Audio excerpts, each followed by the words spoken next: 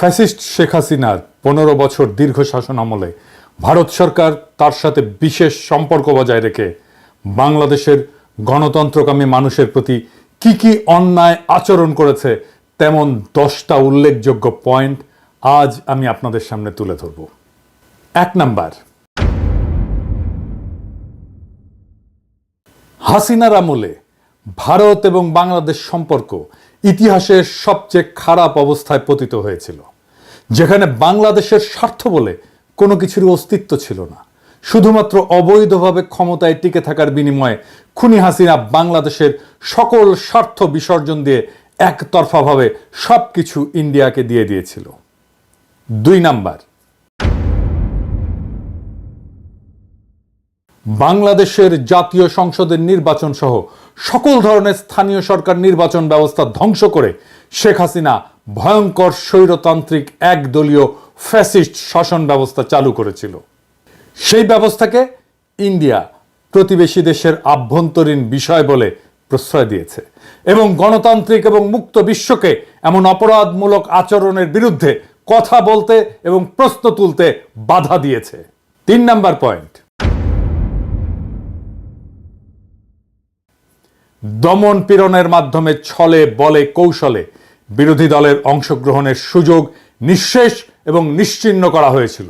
জনপ্রশাসন, পুলিশ, সেনাবাহিনী, বিচার ব্যবস্থাকে যথেচ্ছ ব্যবহার করে ভোট কারচুপি এবং জালিয়াতির মাধ্যমে বারে বারে নিজেদেরকে বিজয়ী ঘোষণা করেছিল ফ্যাসিস্ট আওয়ামী লীগ। আর শেখ হাসিনার সেই অবৈধ সরকারকে কে প্রথম স্বীকৃতি প্রদান করবে বা বৈধতা দেবে তা নিয়ে তীব্র প্রতিযোগিতায় লিপ্ত হতো ইন্ডিয়া এবং চীন। এক্ষেত্রে কর্তৃত্ববাদী চীনের সাথে তথাকথিত বৃহত্তর গণতন্ত্রের দেশ ইন্ডিয়ার আচরণের বিন্দুমাত্র পার্থক্য ছিল না। সরাসরি বাংলাদেশের আভ্যন্তরীণ রাজনীতিতে, ভোটের রাজনীতিতে হস্তক্ষেপ করেছে ইন্ডিয়া। অসংখ্য উদাহরণ আছে। 4 নাম্বার পয়েন্ট, বাংলাদেশের সংখ্যাগরিষ্ঠ মানুষের উপরে খুনি হাসিনার শাসনামলে ব্যাপক মানবাধিকার লঙ্ঘনের পক্ষে রাজনৈতিক সমর্থন জুগিয়েছে। বিশ্ব পরিমণ্ডলে অপরাধীর পক্ষে দাঁড়িয়েছে ভারত রাষ্ট্র। এর বিরুদ্ধে প্রতিবাদ করেছে, বিশ্ববিবেক জাগ্রত করার চেষ্টা করেছে আন্তর্জাতিক মানবাধিকার সংস্থাগুলো, যেমন Asian human rights commission, amnesty international, human rights watch, FIDH আর RFK হিউম্যান রাইটস ফাউন্ডেশন। বিরোধী দলগুলো এবং রাজনৈতিক ভিন্ন মতাবলম্বীদের দমন করতে এমন হাজার হাজার নেতাকর্মীদের বিরুদ্ধে মিথ্যা মামলা মোকদ্দমা দিয়ে তাদেরকে নিষ্ক্রিয় করা হতো। শুধু তাই না, গ্রেপ্তারকৃত বিরোধী নেতাকর্মীরা হেফাজতে নির্যাতনের শিকার হতেন। অনেকে কারাগারে চিকিৎসার অভাবে এবং নির্যাতনে মারা গেছেন। বিরোধী দলীয় সমাবেশ এবং আন্দোলনের উপরে সরকার সমর্থিত বাহিনী নিয়মিতভাবেই সংঘবদ্ধ হামলা করেছে এবং সকল ক্ষেত্রেই এইসব অপরাধীরা বিচার থেকে রেহাই পেয়েছে। আইন শৃঙ্খলা বাহিনী, বিশেষ করে র্যাব এবং পুলিশ অজস্র বিচার বহির্ভূত হত্যাকাণ্ড ঘটিয়েছে। ক্রসফায়ার বা বন্দুকযুদ্ধ নামের ঘটনাগুলোতে বহু বিরোধী দলের নেতা কর্মী প্রাণ হারিয়েছে। বিরোধী দলের নেতাকর্মী, সাংবাদিক, নাগরিক সমাজের অজস্র নেতাকর্মীদের গুম করা হয়েছে এবং এই কাজে নীরব সমর্থন জানিয়েছে সব সময় ভারত রাষ্ট্র। 5 নাম্বার পয়েন্ট, সাংবাদিক এবং মানবাধিকার কর্মীদের উপরে ডিজিটাল সিকিউরিটি অ্যাক্ট ব্যবহার করে হয়রানি এবং গ্রেপ্তারের ঘটনা অহরহই ঘটেছে। মুক্ত সাংবাদিকতা এবং মত প্রকাশের স্বাধীনতাকে কঠোরভাবে দমন করা হয়েছে। সরকারের বিরুদ্ধে সমালোচনা করা ব্যক্তিদেরকে গ্রেপ্তার করা, আটককৃতদের নির্যাতনের শিকার হওয়ার ঘটনা ছিল নিত্য নৈমিত্তিক বিষয় এবং অসংখ্য মানুষকে দেশ ছাড়া করা হয়েছে। মানবাধিকার রক্ষা করতে চাওয়া ব্যক্তি এবং সংস্থাগুলোকে নিয়মিত হুমকি, নজরদারি এবং প্রশাসনিক হয়রানির মুখোমুখি হতে হয়েছে। মানবাধিকার সংস্থা অধিকারকে বন্ধ করে দেওয়া হয়েছে।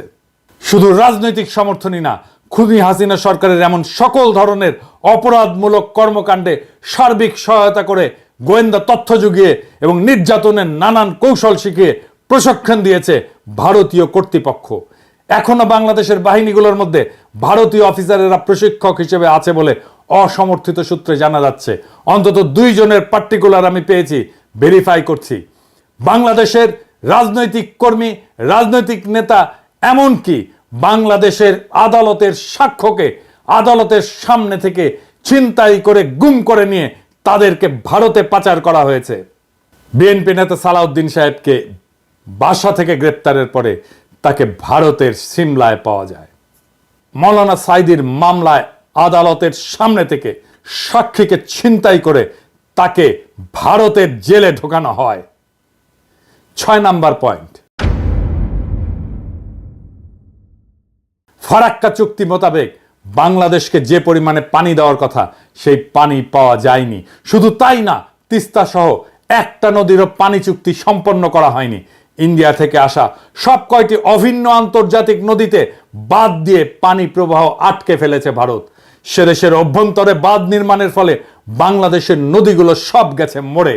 নদী আমাদের প্রাণ, আমাদের প্রধান যোগাযোগের মাধ্যম, জীবিকা আর প্রোটিনের উৎস, সেইটা পুরোপুরি ধ্বংস করে দিয়েছে ভারত, যা বাংলাদেশের জনগণের মধ্যে তীব্র অসন্তোষ তৈরি করেছে। 7 নাম্বার পয়েন্ট, নানা ধরনের ছলচাতুরি করে ট্যারিফ বসিয়ে ভারতের বাজারে বাংলাদেশি পণ্য ঢুকতে বাধা সৃষ্টি করেছে। আর উল্টো দিকে বাংলাদেশের বাজার ভারতীয় পণ্য দিয়ে সয়লাভ করে দিয়েছে। ফলে 2 দেশের বাণিজ্যে ভারসাম্যহীনতা দীর্ঘদিন ধরে বিদ্যমান, যা বাংলাদেশে অর্থনৈতিক অসন্তোষ সৃষ্টি করেছে। 8 নাম্বার পয়েন্ট, বিএসএফ কর্তৃক বাংলাদেশ সীমান্তে নিয়মিতভাবে এদেশের নাগরিকদের হত্যা করা ভারতীয়দের কাছে একটা কৃতিত্বের ঘটনায় পরিণত হয়েছে। খুনি হাসিনা নিজে, তার স্বরাষ্ট্র সহ অন্যান্য মন্ত্রীরা, এমনকি ডিজি সহ বিজেপির শীর্ষ কর্মকর্তারা এই জন্যে নিহত এবং আহতদের দায়ী করতেন।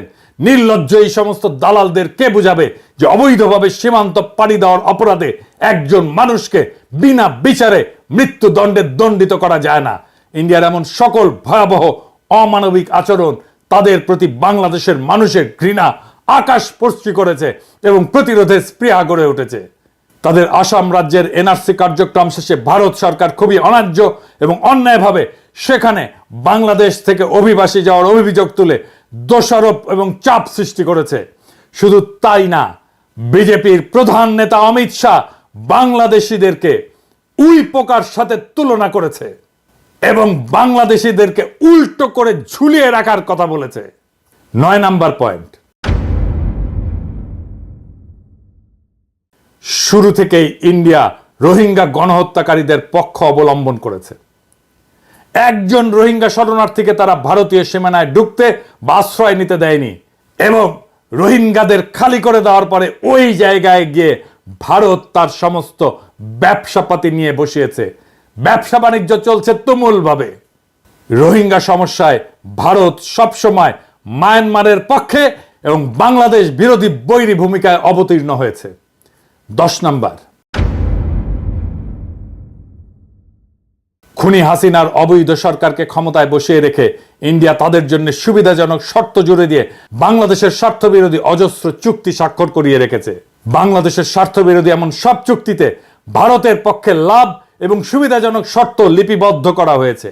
ভারতের বাজারে বৈধভাবে বাংলাদেশি কর্মীদের প্রবেশাধিকার নাই বললেই চলে। আর ভারত থেকে লক্ষ লক্ষ পেশাদার বাংলাদেশে এসে চাকরি করে এবং রেমিটেন্স পাঠায় ভারতে। শুধু পানি নির্ভরতাই নয়, বাংলাদেশের খাদ্য, বিদ্যুৎ, জ্বালানি নিরাপত্তা ধ্বংস করে দেওয়া হয়েছে। এর সবকিছুই ইন্ডিয়ার স্বার্থের অধীনে অনুকূলে তাদের পদতলে অর্পণ করেছে ফ্যাসিস্ট শেখ মুজিবের কন্যা খুনি হাসিনা এবং তার দল আওয়ামী লীগ।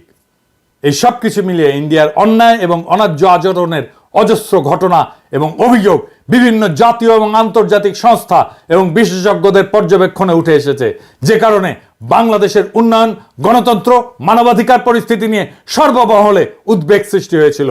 এই পটভূমিতেই সংগঠিত হয় জুলাই বিপ্লব।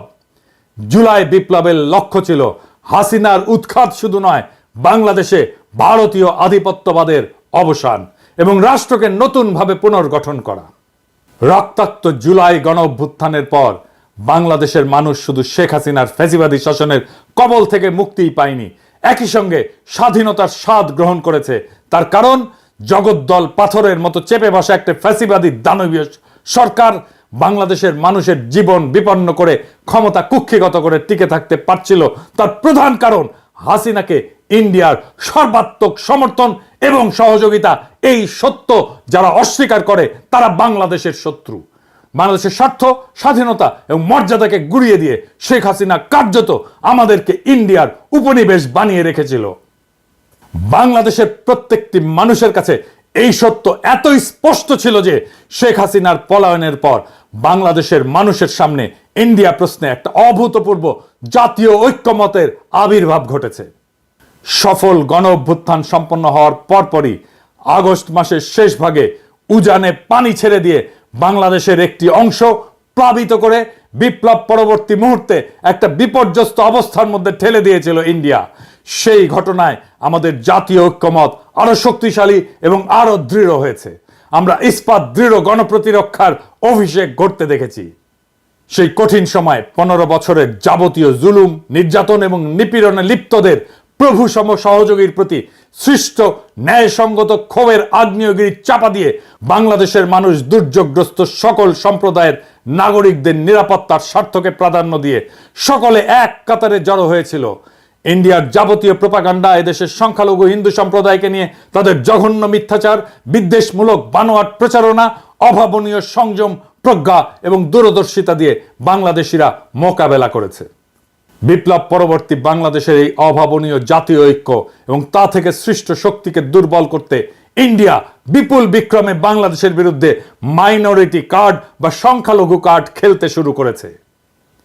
মিথ্যা প্রচারণায় নিয়োজিত করেছে তাদের মিডিয়াকে, সাথে যোগ দিয়েছে পলাতক খুনি ফ্যাসিবাদী শাসকের সহযোগীরা। হাসিনা সহ পলাতক বাকশালীরা ইন্ডিয়ায় বসে বাংলাদেশের বিরুদ্ধে এই অপপ্রচারের রসদ জুগিয়ে যাচ্ছে। কিভাবে?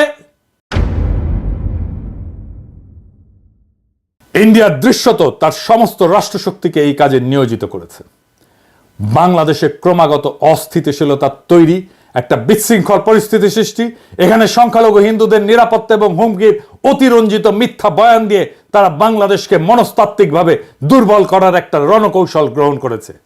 ইন্ডিয়ার এই কৌশল বাস্তবায়নের সুযোগ করে দিয়েছে বাংলাদেশের মূল ধারার রাজনৈতিক দলগুলো। আমি তাদের নাম উল্লেখ করে আর তিক্ততা বাড়াতে চাই না।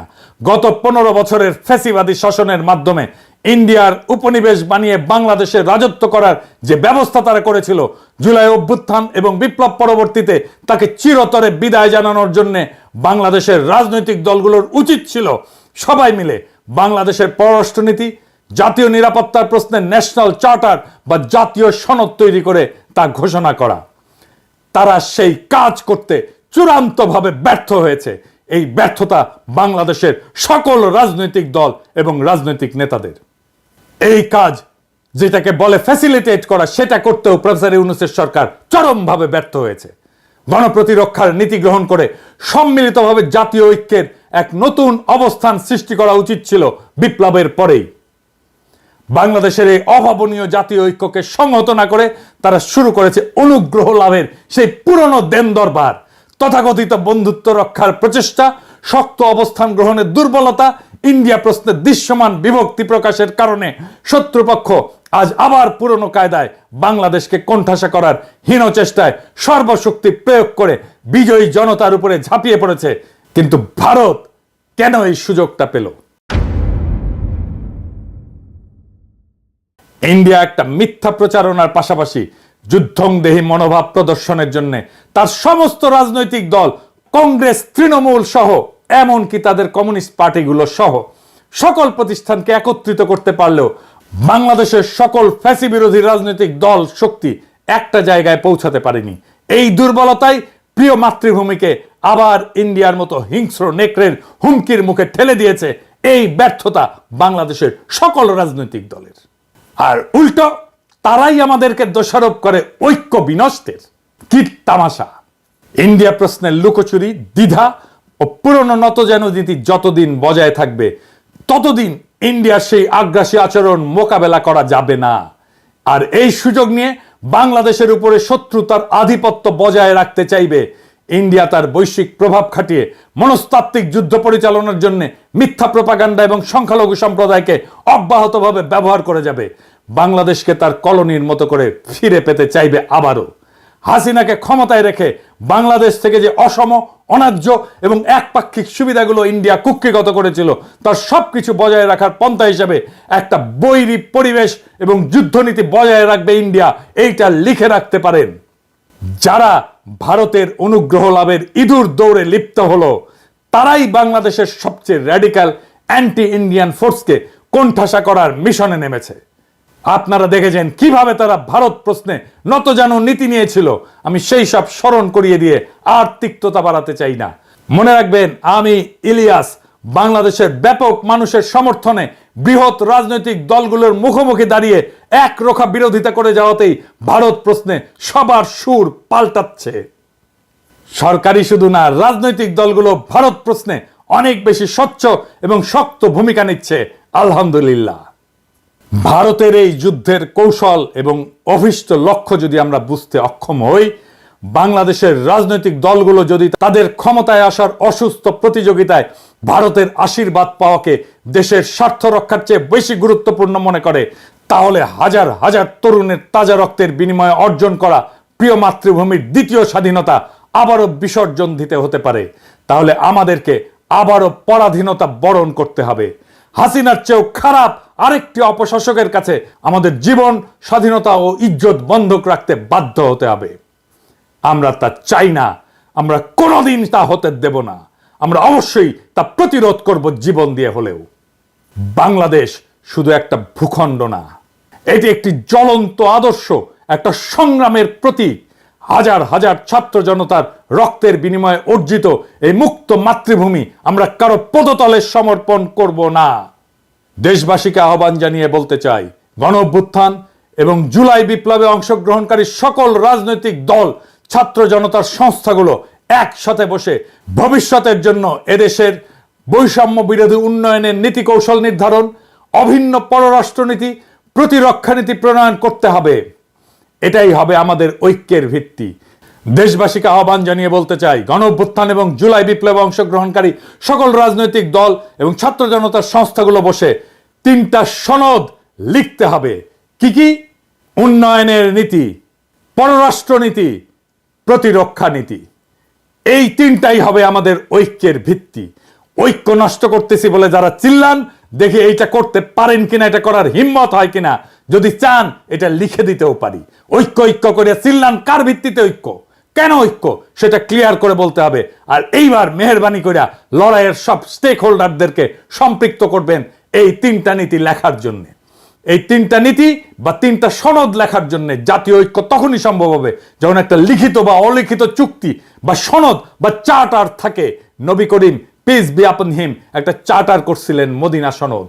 এইরকম একটা সনদ বানান। বাংলাদেশ মুক্ত হয়েছে শুধুমাত্র ভোটের জন্য না, বাংলাদেশ মুক্ত হয়েছে একটা নতুন রাষ্ট্রের জন্য। এটা আমাদের জাতীয় মর্যাদা, স্বাধীনতা এবং ভবিষ্যৎ প্রজন্মের জন্য। এই লড়াইয়ে আমরা জয়ী হবই। দেশবাসীকে আশ্বস্ত করে বলতে চাই, আওয়ামী লীগের প্রত্যাবর্তন আর ভারতীয় আধিপত্যবাদের নতুন অভিষেকের চেষ্টা করলে বাংলাদেশ বুক চিতিয়ে প্রতিরোধ করবে। প্রয়োজন হলে আবারও দেবে 1 নদী রক্ত। তবুও সেই আওয়ামী শাসনে, ভারতের দাসত্বের জীবনে কখনো ফিরে যাব না। হয় মুক্ত স্বাধীন মাতৃভূমি অথবা মৃত্যু, এর মাঝামাঝি আর কিছু নয়। ইনকিলাব জিন্দাবাদ।